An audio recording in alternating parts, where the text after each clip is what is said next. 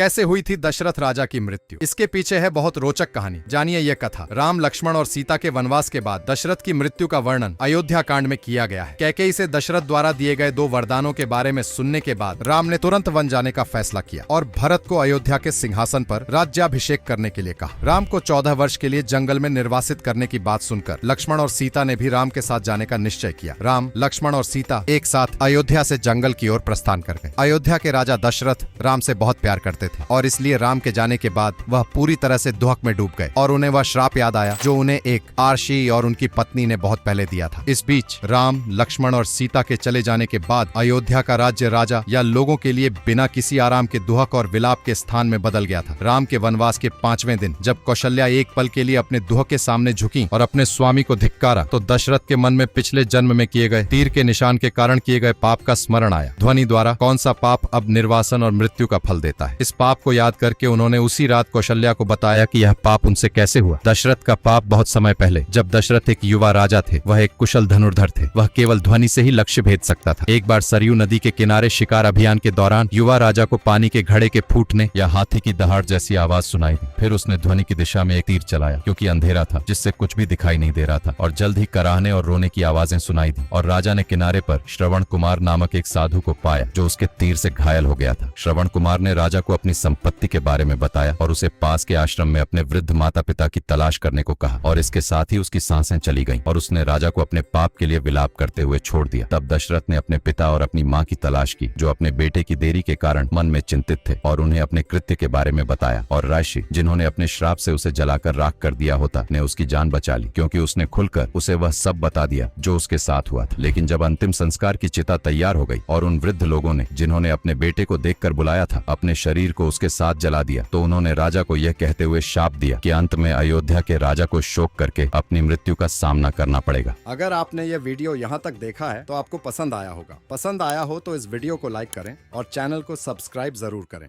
धन्यवाद।